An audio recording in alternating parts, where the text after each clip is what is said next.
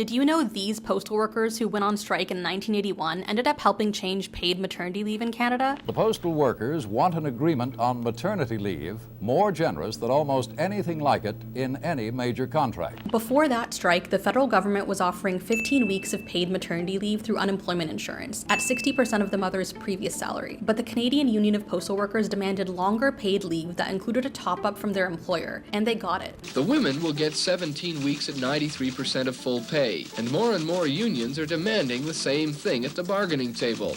There's so much pressure for it that a committee of the federal cabinet is looking at a new maternity leave policy. The idea of longer periods of paid maternity leave and employer top-ups soon became mainstream and spread across Canada. One labor studies professor I spoke to said that's because Canada Post workers made it a public and central demand in their strike. It is about making the issue a headline issue, but it's also about how mobilized your membership is behind a set of particular demands. Then other unions could also put front and center in their particular negotiations. Another reason for its success is the way the union collaborated with women's groups. The president of the CUPW, Jean-Claude Perrault, reached out to 500 women's groups, and a lot of those groups came into this fight because they had been fighting for and lobbying for both parental leave and childcare. The impact of winning that employer top-up for maternity leave continues to this day. Most parents get only 55% of their wage replacement, up to actually a very low ceiling, and unions have been incredibly successful at pushing for higher wage replacements. Unions in Canada have also fought for other workers' rights that led to changes in legislation, like the right to refuse unsafe work, the right to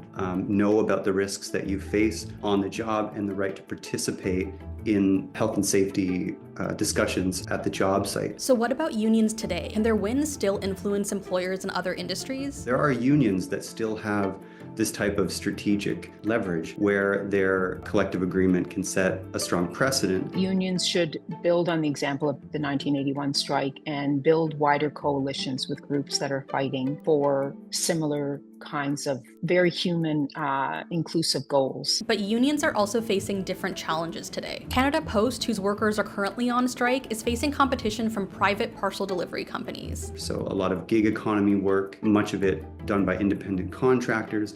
And so there is a sort of competitive dynamic that's pushing wages and working conditions downward. Increased wages is one of the main issues that Canada Post workers are fighting for, but their list of demands also includes increased coverage for fertility treatment. If the union achieves that demand, Andrea Doucette says it could encourage other employers to offer the same thing. It is a huge issue right now for a young generation wanting to form families or to postpone the forming of families. But one threat to unions in Canada is back to work legislation. The federal government recently used it to force rail workers back to work, as well as port workers in Quebec and BC. And that really has signaled to employers that they can depend on the government to bail them out rather than bargain in good faith. Workers have their most important strategic weapon removed, that is the ability to withdraw their labor. And so far with the current Canada Post strike, the Labour Minister has appointed a special mediator, but he hasn't said the government would introduce back to work legislation. If you think of 1981, that strike was 42 days, and they achieved something that's seen as a landmark case now. If they had been legislated back to work, that probably wouldn't have happened. Do you have other questions about unions and strikes in Canada? Email us at ask@cbc.ca.